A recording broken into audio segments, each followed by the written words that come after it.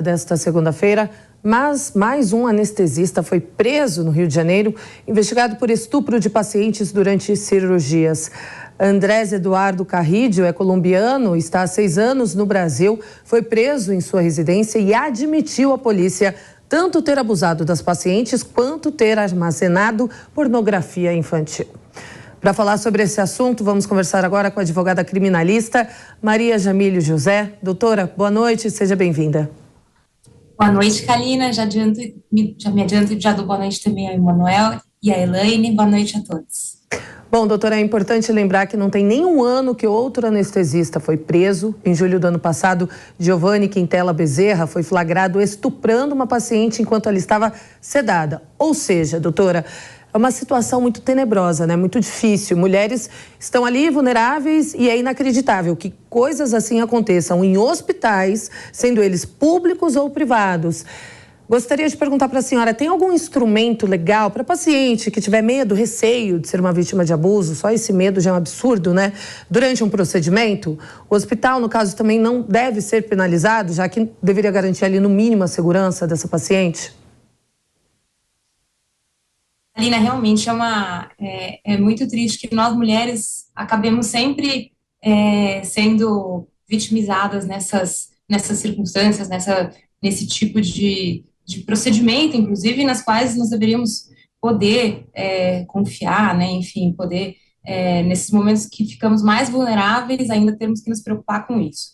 Nessas circunstâncias, é muito recomendável, sempre que possível, que para quem se sente, para quem esteja receosa de que possa acontecer alguma coisa, enfim, ao submeter a um procedimento desse tipo, é sempre muito recomendável levar sempre um acompanhante.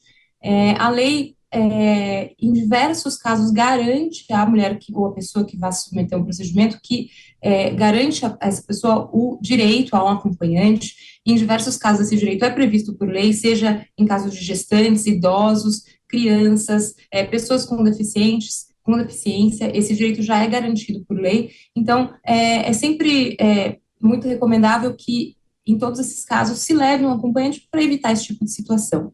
No caso da penalização do hospital, criminalmente, quem responde por eventual abuso, se de fato comprovado, é a pessoa física, né? É a própria pessoa que cometeu o abuso. Se comprovar que outras pessoas concorreram, né, colaboraram de qualquer forma para esse abuso ou deixaram de impedir, elas podem eventualmente ser responsabilizadas também.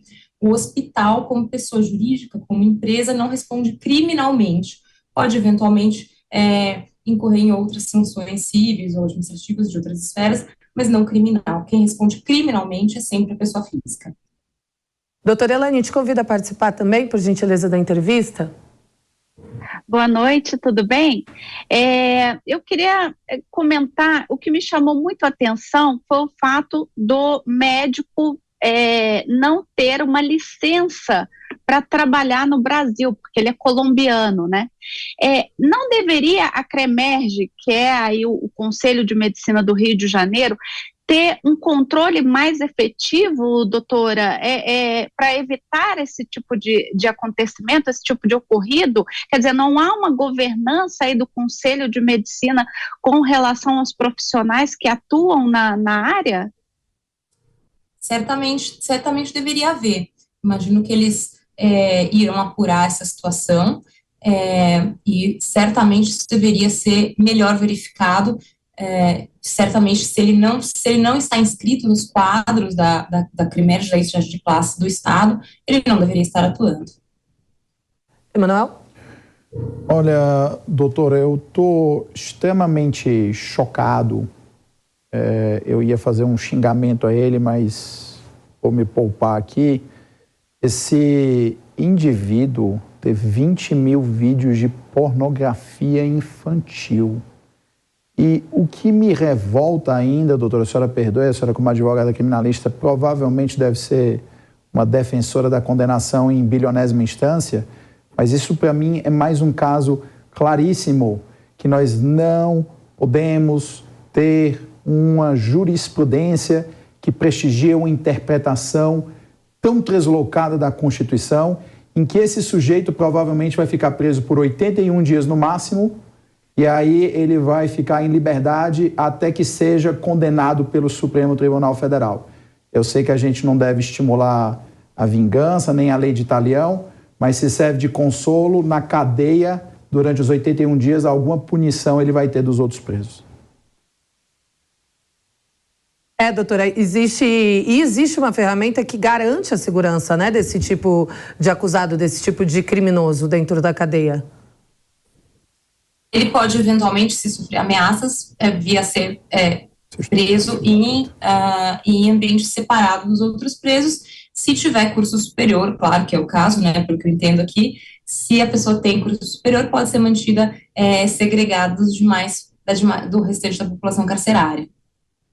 Agora, doutora, por meio do trabalho dos investigadores, algumas vítimas foram identificadas, né? Quais são os próximos passos a partir de agora? Alina, eu imagino que os investigadores vão querer ouvir essas vítimas, se é que já não ouviram, e a partir das informações fornecidas pelas próprias vítimas, seguir adiante com as investigações, colheita de provas, e imagino que muito em breve o passo natural é o oferecimento de denúncia. E o que vai acontecer com esse anestesista, doutora? Caso sejam comprovadas essas acusações, ao que tudo indica, né, enfim, vi que ele mesmo corroborou, confirmou, mas caso sejam comprovadas as acusações, aí ele pode ser condenado por diversos crimes.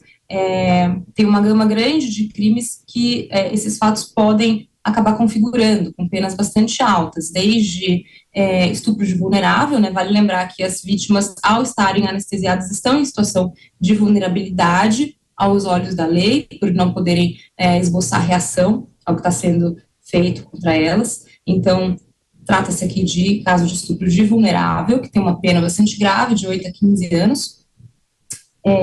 Podemos falar também naquele crime que criminaliza a conduta de quem filma ato sexual sem autorização da pessoa. E no caso dos vídeos, né, que, pelo que eu entendo, foram localizados no celular, no computador dele, caso realmente se confirme, pode ensejar uma condenação também pelos crimes de armazenamento de vídeo de menores em situações sexuais, enfim, vídeos e imagens pornográficas, que pode ensejar, o que, aliás, vale lembrar que configura crime tanto caso se comprove apenas o armazenamento, mas também no caso de restar provado, restar demonstrado uma situação na qual haja o aliciamento dos menores para participar desses vídeos.